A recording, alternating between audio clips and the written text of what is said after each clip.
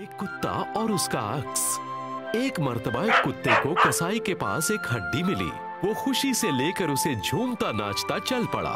जैसे ही वो एक पुल के ऊपर पहुंचा, उसे नीचे पानी में अपना अक्स नजर आया। चुनाचे पानी में बिल्कुल भी हलचल नहीं थी, तो ये अक्स हूबहू उससे मिल रहा था। कुत्ते के जहन में हिर्स आ गया, क्योंकि उसे लगा कि नीचे एक और कुत्ता मुंह में एक बड़ी सी हड्डी दबाए है।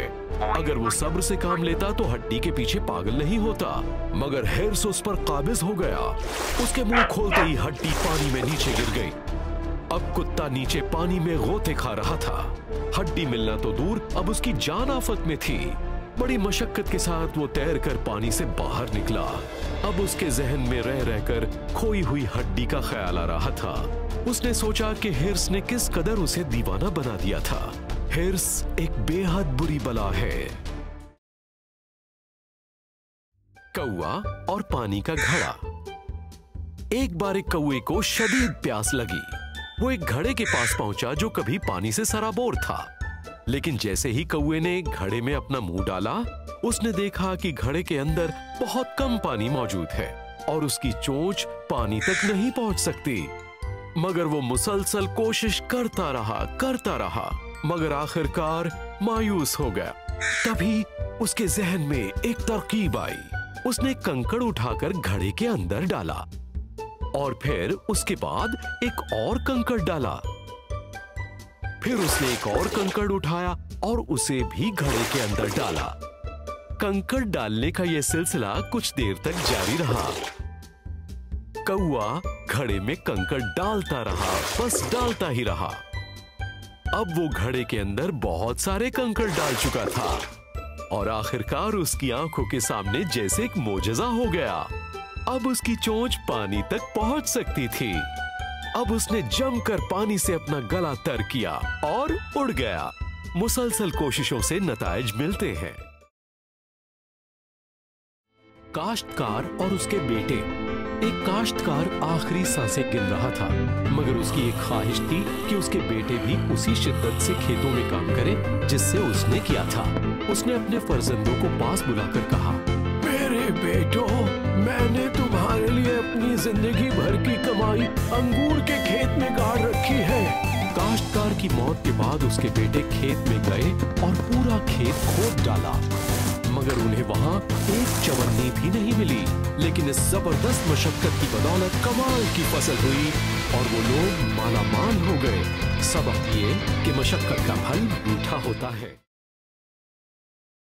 अंगूर खट्टे हैं। एक मर्तबा गर्मी से बेहाल एक लोमड़ी अपने गले की खुश्की दूर करने को बेताब थी। तभी उसने अंगूरों के गुंचे देखे। देखते ही उसके मुंह से पानी टपकने लगा। ये अंगूर मिल जाए तो गला तर हो जाए, वो बोली। उसने चंद कदम पीछे की ओर लिए और एक छलांग लगाई। बस बालिश भर का फर्क रह गया। उसने एक मर्तबा और कोशिश की, 1 2 3, मगर नहीं, इस बार भी नाकामी हाथ लगी। मायूस होने का यह सिलसिला काफी देर तक जारी रहा, मगर आखिरकार उसे उम्मीद छोड़नी पड़ी। मगर तसल्ली देने के लिए उसने खुद से कहा, जाने दो, यकीनन ये अंगूर खट्टे होंगे। अपनी नाकामी को झूठ का जामा मत पहनाओ। सोने का अंडा देने वाली बतख। एक दिन एक किसान ने अपनी बतखों के दड़बे में देखा कि एक बतख ने सुनहरा अंडा दिया है। वो सोच में मुब्तला हो गया कि ये अंडा इतना वजनी कैसे है। फिर उसने सोचा कि शायद किसी ने उसके साथ मजाक किया है। खैर, वो किसी तरह अंडे को घर ले आया, लेकिन उसकी मसरत की कोई इंतहा नहीं थी जब उसे पता चला कि अंडा तो वाकई सोने का है। सोने के अंडे दस्तयाब होने का सिलसिला कई दिनों तक जारी रहा और वो दौलतमंद हो गया। जैसे ही मालो दौलत आई, साथ ही हिर्स भी आया। उसने सोचा क्यों ना एक ही मर्तबा सारे अंडे हासिल कर लिए जाएं। उसने बतख को हलाक कर दिया, मगर अंदर कुछ भी नहीं मिला। सबक, हिर्स अपनी सजा खुद है। गधा और उसका मालिक। एक गधा था जो कुम्हार के यहाँ काम करता था। कुम्हार उससे बहुत काम करवाता और ठीक से खाना भी नहीं देता। एक दिन गधे ने बड़ी मिन्नत करके अपने फरिश्ते को बुलाया और कहा, मुझे कहीं और भेज दो, मैं यहाँ नहीं जी सकता। फरिश्ते ने कहा, ठीक है, पर बाद में शिकायत मत करना। और फिर फरिश्ते ने उसे एक ईंटों के भट्ठे पर भेज दिया। अब उसे मिट्टी के बर्तनों की जगह भारी ईंटें ढोनी पड़ रही थी, जो कि और भी दुश्वार था। उसने फिर से फरिश्ते को फरियाद की। फरिश्ते ने कहा, मैं आखिरी बार तुम्हारी मुराद पूरी कर रहा हूँ, अब मुझे मत बुलाना, और उसे चमड़ा रंगने वाले के पास भेज दिया। लेकिन यहाँ तो गधा और भी खौफजदा रहने लगा। उसे हमेशा ये डर सताता कि कहीं उसका मालिक उसे काट न दे।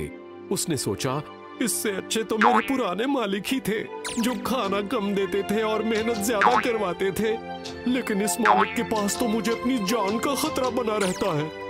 ये तो मरने के बाद भी मेरी खाल का जूता बनाकर बेच देगा। अगर कोई एक जगह सब्र से नहीं रह सकता, तो जरूरी नहीं कि उसे कहीं और भी खुशी मिल पाएगी।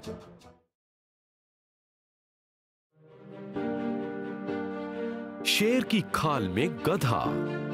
एक मर्तबा एक गधे को रास्ते में शेर की खाल मिली, जिसे शिकारियों ने सूखने के लिए छोड़ दिया था। गधा वो खाल पहनकर अकड़ता हुआ गांव की जानिब चल पड़ा। उसे देखते ही सब बरहम दरहम भागने लगे। इंसान और जानवर सभी खौफजदा थे और गधा तकब्बुर से झूम रहा था। मसरत से सराबोर होकर जैसे ही वो रींगा, सभी अफराद के सामने उसका राज फाश हो गया। तभी उसके मालिक ने आगे आकर उसकी खूब मरम्मत की, उसकी अहमकाना हरकत के लिए। थोड़े ही वक्फे के बाद एक लोमड़ी वहां आई और उससे बोली, खाल ओढ़ने से कोई शेर नहीं बन जाता। लिबास शक्लो सूरत में तो इजाफा कर सकता है, मगर अल्फाज अक्लो सीरत को जाहिर कर देते हैं। सूम और उसका सोना। कहीं एक बुजुर्गवार रहते थे, बड़े ही कंजूस। वो अपना सोना घर के बगीचे में एक दरख्त के नीचे छिपा देते थे, मगर हर हफ्ते बाकायदा सारी सोने की मोहरों को गिन जरूर लिया करते। मगर एक रहजन की उन पर नजर थी। वो सारा सोना लेकर वहां से रफू चक्कर हो गया। अगले दिन मुआयने के लिए बुजुर्गवार वहां आए तो उन्हें वो गड्ढा खाली मिला। वो अपने पाल नोचते जोर जोर से चिल्लाने लगे। शोर सुनकर आसपास के कई अफराद जमा हो गए। तब उन्होंने अपनी दर्द भरी दास्तान सबको सुनाई। क्या आपने कभी वो सोना इस्तेमाल भी किया? एक ने सवाल किया। कभी नहीं, वो बोले, मैं तो सिर्फ उसका मुआयना करने आता था। तो ठीक है, खाली गड्ढे का मुआयना कर लो। पड़ोसी बोला, तुम्हारे पास दौलत के इस्तेमाल का शऊर तो है नहीं। जो दौलत किसी काम ना आए वो दौलत नहीं, मिट्टी है। शहर का चूहा और गांव का चूहा। एक मर्तबा गांव में रहने वाले चूहे ने अपने शहर में रहने वाले दोस्त को दावत पर बुलाया। गांव वाले चूहे ने शहर वाले चूहे की शान में मुख्तलिफ किस्म की खाने की चीजें पेश की। ये सब नोश फरमाने के बाद शहर वाला चूहा अपने दोस्त से बोला, तुम यहाँ बिल्कुल बेकार की जिंदगी जीते हो। मेरे यहाँ तो किसी किस्म की कोई किल्लत नहीं है। मुझे ऐशो आराम की हर चीज मुहैया है, और अगर तुम मेरे साथ चलो, जो कि मैं तहे दिल से चाहता हूँ, तो तुम भी मेरी पुरैश जिंदगी का लुत्फ उठा सकोगे। गांव का चूहा उसकी बातों से मुतासिर हो गया और अपने दोस्त के साथ शहर चला आया। उसकी आमद पर शहर के चूहे ने उसके सामने परोसी ब्रेड, जौ, राजमा, सूखी अंजीर, शहद और किशमिश, और आखिर में पेश किया उनका सबसे पसंदीदा चीज। ये देखकर गांव के चूहे के मुंह से राल टपकने लगी। वो खुशी से किलकारियां भरने लगा। वो खाने से लुत्फानंदोज होते हुए अपनी बदहाली के बारे में सोच रहा था। लेकिन जैसे ही खाने का लुत्फ आना शुरू हुआ, किसी ने दरवाजा खोल दिया और एक इंसान को आया देखकर दोनों बिल की तरफ भागे। ये बिल इतना ज्यादा तंग था कि गांव के चूहे का दम घुटने लगा। वो जैसे तैसे हिम्मत करके खाने की तरफ वापस मुड़े कि एक दूसरा शख्स कमरे में दाखिल हो गया, और उसे आया देखकर चूहे फिर से डरकर बिल की तरफ भाग गए। गांव के चूहे का खौफ के मारे बुरा हाल था। गांव के चूहे को लगा कि वो तो भूख से मर ही जाएगा। वो बोला, तुम्हारा बहुत बहुत शुक्रिया इस शानदार दावत के लिए, मगर मेरे दोस्त ये दावत तुम्ही को मुबारक हो। मुझे इसमें मजा कम और सजा ज्यादा दिखती है। मैं यूं ही खुश हूँ। मैं कम से कम अपने गांव में बेखौफ तो हूँ, मर्जी से घूमता हूँ। मुझे किसी बात का कोई खतरा नहीं होता, क्योंकि मैं महफूज हूँ। खतरों से घिरी अमीरी से महफूज गरीबी बेहतर है। गोल्डीलॉक्स और 3 भालू। किसी गांव में एक बड़ी ही प्यारी सी छोटी सी लड़की रहती थी। उसके बाल सुनहरे थे, इसलिए उसका नाम पड़ गया गोल्डीलॉक्स। एक दिन गोल्डी खेलते खेलते जंगल में चली गई। उसे एक घर नजर आया। उसने दरवाजा खटखटाया पर किसी ने नहीं खोला। उसने खुद ही दरवाजा खोल लिया और अंदर गई। घर में कोई नहीं था। सामने मेज पर 3 कटोरों में दलिया रखा था। गोल्डी को भूख लगी थी। उसने सोचा क्यों ना यही खा लूं। उसने सबसे बड़े कटोरे से थोड़ा सा दलिया खाया और बोली, नहीं, ये तो बहुत गर्म है। फिर उसने दूसरे कटोरे से खाया और बोली, ये तो बहुत ठंडा है। अब बारी थी छोटे कटोरे की। उसमें से खाया तो बोली, हाँ, ये ठीक है। और फिर उसने देखते ही देखते पूरा कटोरा खाली कर दिया। गोल्डीलॉक्स बहुत थकी हुई थी। वो सबसे बड़ी कुर्सी पर बैठ गई और बोली, ये कुर्सी तो बहुत बड़ी है। फिर वो उससे छोटी वाली कुर्सी पर बैठी और बोली, ये कुर्सी भी बहुत बड़ी है। फिर वो सबसे छोटी कुर्सी पर बैठी और बोली, ये कुर्सी बिल्कुल ठीक है। मगर जैसे ही वो कुर्सी पर बैठी, कुर्सी टूट गई। अब तो गोल्डीलॉक्स बहुत ज्यादा थक गई थी। फिर वो सीढ़ियों से ऊपर गई। वहां 3 पलंग बिछे थे। वो सबसे बड़े पलंग पर लेट गई और बोली, ये बिस्तर तो बहुत सख्त है। फिर गोल्डीलॉक्स दूसरे पलंग पर लेटी। ये बिस्तर तो कुछ ज्यादा ही नरम है। फिर वो लेटी सबसे छोटे पलंग पर और बोली, हाँ, ये है सबसे सही पलंग। और फिर उसको नींद आ गई। तभी वहां 3 भालू आए। पापा भालू बोले, लगता है किसी ने मेरा दलिया खाया है। मम्मी भालू भी बोली, किसी ने मेरा दलिया भी खाया है। छोटू भालू तो रोने ही लगा, कहने लगा, किसी ने मेरा पूरा कटोरा ही साफ कर दिया है। फिर उन्होंने कुर्सियों को देखा। पापा भालू बोले, कोई मेरी कुर्सी पर बैठा था। फिर मम्मी बोली, मेरी भी कुर्सी पर कोई बैठा था। छोटू भालू फिर से रोने लगा, मेरी कुर्सी पर जो भी बैठा था उसने कुर्सी तोड़ दी है। पलंग को देखकर पापा भालू बोले, कोई मेरे पलंग पर सोया था। मम्मी बोली, हाँ, कोई मेरे पलंग पर भी सोया था। और फिर छोटू चिल्लाया, देखो, मेरे पलंग पर कोई सो रहा है, अभी तक सो रहा है, इसको उठाओ। तेज आवाज सुनकर गोल्डी की नींद खुल गई। जब उसने भालुओं को देखा तो वो डर गई और बड़ी तेजी से बाहर भागी और फिर कभी लौटकर जंगल में नहीं गई। और फिर कहानी खत्म। भागो भागो रे भेड़िया आया। एक गांव में गडरिये का एक लड़का घने जंगल के करीब पहाड़ के निचले इलाकों में भेड़ों को चराता था। दिन भर की तन्हाई से ऊबकर उसके जहन में एक खुराफाती ख्याल आया, जिसे आजमाने से उसकी तन्हाई दूर होती और साथ ही खूब तफरीह भी होती। वो गांव की समत भागता हुआ चिल्लाने लगा, भेड़िया भेड़िया। उसकी आवाज सुनकर कई गांव वाले वहां आ गए। इनमें से कई अफराद उसके साथ काफी वक्त तक रहे। ये देखकर लड़का बहुत खुश हो गया। कुछ ही रोज गुजरने के बाद उसने फिर से यही तरकीब आजमाई और फिर से गांव वाले उसकी इमदाद के लिए वहां पहुंचे। मगर इसके बाद एक अलग ही वाकया बरपा। भेड़िया सचमुच वहां नमूदार हुआ।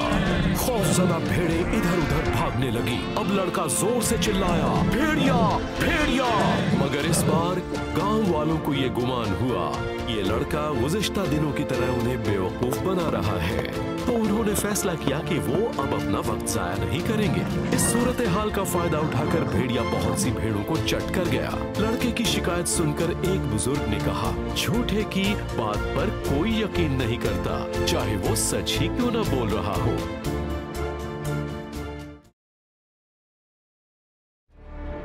शेर, लोमड़ी और गधा। एक मर्तबा एक गधे ने लोमड़ी से दोस्ती कर ली और दोनों साथ में खाने की तलाश में निकल पड़े। अभी इन दोनों ने कुछ ही फासला तय किया था कि सामने आ गया एक शेर। ये दोनों उसे देखते ही खौफ से कांपने लगे। लोमड़ी अपने शातिर दिमाग से जान बचाने की तरकीब सोचने लगी और थोड़ी जुर्रत करके शेर के करीब गई। हुजूर, आप फिक्र मत कीजिए, मैं सारा इंतजाम कर दूंगी ताकि आप गधे की दावत उड़ा सकें। बस बदले में आपको मेरी जान बख्शनी होगी। शेर ने ये मंजूर कर लिया। फिर लोमड़ी ने उसको कहा, चलिए मैं आपको गधे के पास ले चलूं। करीब ही शिकारियों ने एक गड्ढा खोद रखा था ताकि जंगली जानवर धोखे से उसमें गिर जाए। लोमड़ी उस धोखे का शिकार हो गई और गड्ढे में जा गिरी। शेर लोमड़ी की चाल फौरन समझ गया। लोमड़ी को अपने गलत इरादे की सजा मिल चुकी थी और अब शेर गधे की जानिब बढ़ रहा था।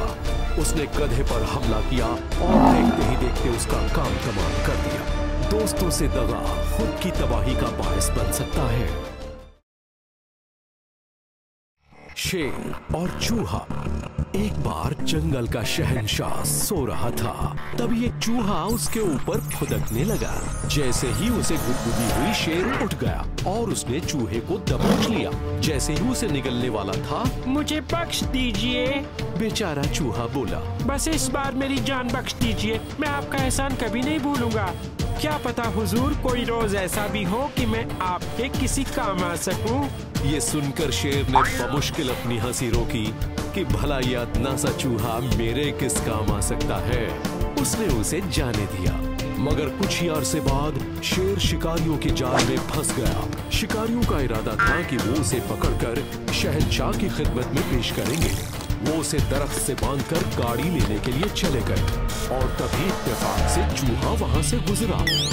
शेर को इस हकीर हालत में देखकर चूहा उसके करीब गया और अपने तेज दांतों से जाल को काटकर उसे आजाद करवाया। मैंने आपसे फरमाया था ना, वो अदना चूहा बोला। दोस्ती में कद नहीं, किरदार अहमियत रखता है। चींटी और फाख्ता। एक मर्तबा एक चींटी दरिया पर अपनी प्यास बुझाने गई। तभी एक पानी की बड़ी सी मौज आई और चींटी उसकी ज़र्ब में आकर गर्क होने ही वाली थी।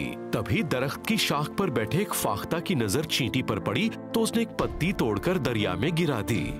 चींटी उस पत्ती पर चढ़ गई और बिल्कुल महफूज साहिल पर पहुंच गई। तभी चींटी ने देखा कि एक बहेलिया आया। वो फाख्ता का शिकार करने के लिए वहां फंदे लगा रहा था।